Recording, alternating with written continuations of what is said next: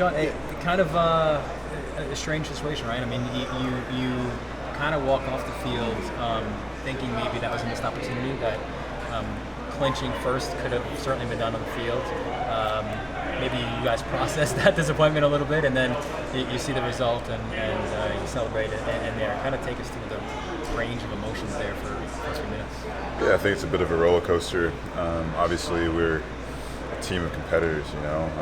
The result tonight here in New England was disappointing. So walking off the pitch, we were pretty upset with I wouldn't say the performance, with the result. In an important game, we needed just a point, and we came up a bit short. And then, obviously, not knowing what happened in the other games, and you never being in the position where you have everything in your control. You don't want to leave it up to another result or something out of your control for you to become champions of the Eastern Conference. But once we got back in the locker room, I think all the phones went on to the game, and we were all just locked to the screen, and we didn't know there was a weather delay as well. But we stuck through it for about 30 minutes, just watched the end of the Columbus game. And sometimes you need a little bit of luck elsewhere, if you will. And that result was great for us, and we'll take it, man. A win, Eastern Conference champions, and Champions League as well. So it's something to be proud about. Yeah, it's pretty wild, and you look at the performance tonight, and it wasn't necessarily a bad performance. How would you evaluate just the game itself? Disappointing result, but what did you think about the game? The game was a bit weird, honestly. We knew they needed a result. A win would have been great for them, a win would have been great for us, but a draw I think would have put us both in a decent spot. But we were set up to win, and the game was a bit back and forth. They had some one quality chance in the first half. We had a few quality chances in the second half, and it just was kind of one of those nights where we thought it might end scoreless or 1-1 or something like that, but they scored that first goal, and then they scored late on. So it was just a bit of a weird game. But like I said, we're competitors, and having 9 unbeaten coming into this game, I think we were just in the mindset of being able to take care of business, and we came up a bit short. But that's a game of football sometimes. We'll look at the performance, reflect on it, but we'll enjoy the moment. Just the mood at halftime.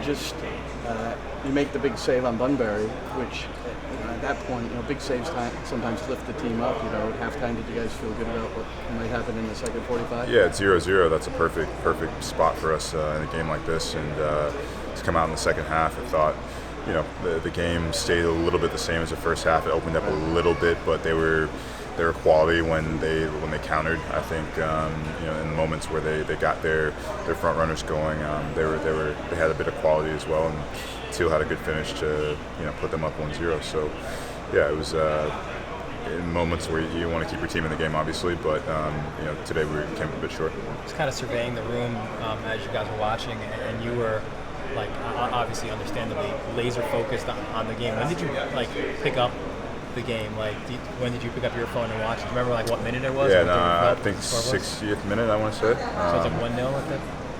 No, 0-0? just before 0-0. Okay. So I saw the 1-0, and then so maybe 5 to 10 minutes before they scored the first goal, and saw the second goal right after that, and then took a shower after that, came back, glued to the phone again. So I couldn't really take a break until I knew what the score was going to be, or potentially going to be. So it was good. Along those lines, it seemed like the celebration of the moment, and maybe this speaks to what you were saying about being competitors and being in the moment, took a little while for it to get going. It was gaining momentum as it was happening. It seemed like the disappointment maybe was still there, but then as that was continuing, the realization of the journey kind of set in.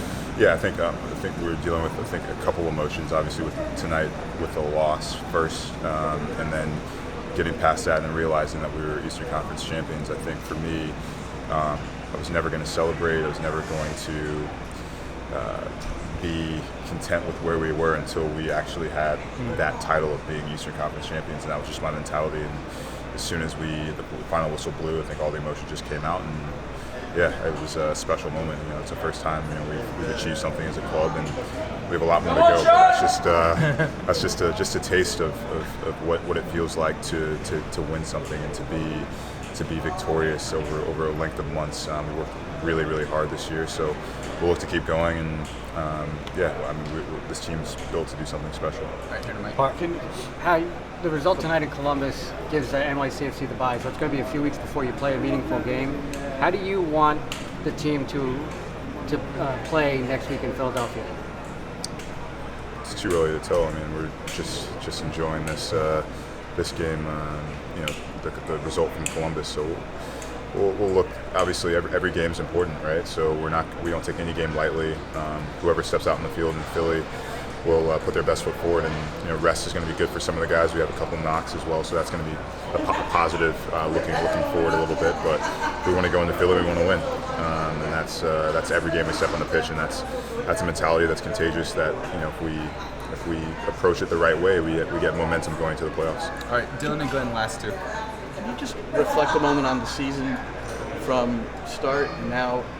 Eastern Conference champions. We know how it started, and there was some uncertainty, maybe not amongst the group, but outside looking in. And so, what were some of the key elements to turn that around and make it happen?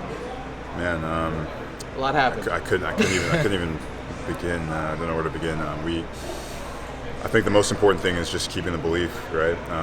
At the end of the day, when back's up against the wall, you have a good locker room, a good group of guys, a talented group as well. You never get down on yourselves. You're always searching for answers constantly, and I think we had a group that just got closer and closer as the year went on, and as times were tough, the closer we got, and then once things got good again, we were already close, and those moments matter. So that tough moment brought us together, I think, and everybody did self-reflection and realized that we could all give more to the group, everybody, and I think we all stepped up in a big way. And from the time that we needed to start getting results until now, it was everything kind of fell into place. But we worked extremely hard, so don't take anything away from the work ethic and everything that everybody put into it, from the coaching staff, the players, the organization, front office. Everybody's worked tirelessly to get to this point, and we're not done yet.